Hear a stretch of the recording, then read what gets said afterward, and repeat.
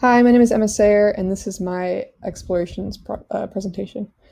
So I chose to focus on exposition in film or screenwriting because I think it's one of the most difficult aspects to master.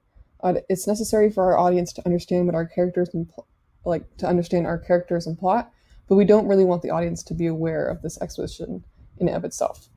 We can pluck the audience right out of the story, which is not very good. So, what is expository dialogue?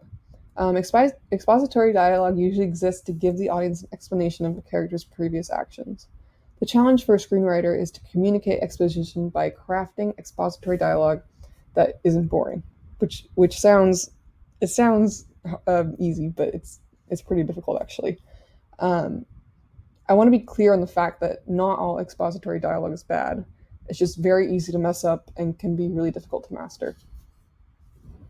So, a classic example of bad dialogue aiming to be expository would be what I call the dead parents example.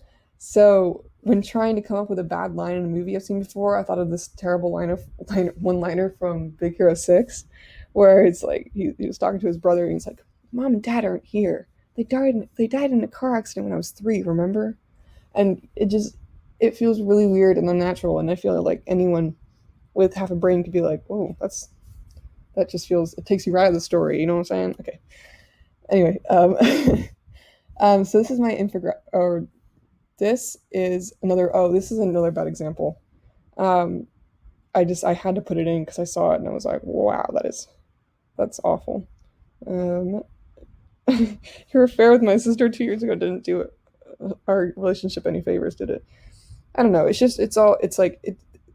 really obvious that the writer is just trying to get information out to the audience, and it sounds lazy, and so it's not very entertaining to watch. So this is my infographic. It shows all the ways you're able to avoid bad exposition. They're just simple steps to creating much more captivating dialogue. Um, the process.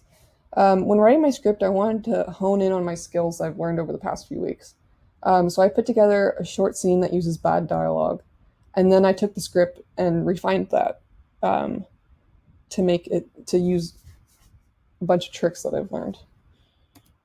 So the final product, I wanted to do my own take on the dead parent scene and to use one of the tricks I learned when telling the audience that the character's parents are dead, because it it sounds like it's like, oh, just hint at it, but it's much more than that. I feel like there's so many different ways to tell an audience information that they need to hear in order for them to understand the story, but I feel like this is just the trickiest part, like telling the audience a character's parents are dead. So I started off the scene with a little girl aiming to buy a cigarette pack off this 20-year-old. So sounds a little ridiculous, but hang on. He obviously denies the girl's request, and they have a little banter using the dialogue skills I've learned. They conclude with the little girl will die with lung cancer in the future.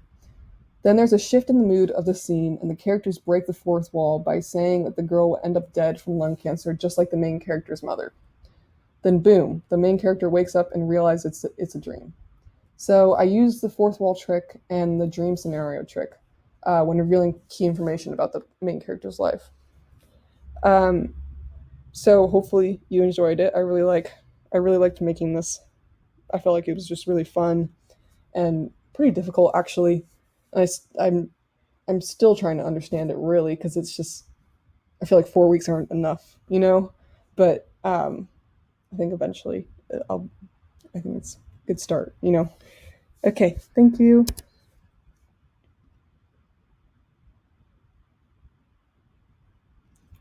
Oh wait, I forgot. I forgot. Hold on, I forgot to show you my citations. Okay, cool. Thank you.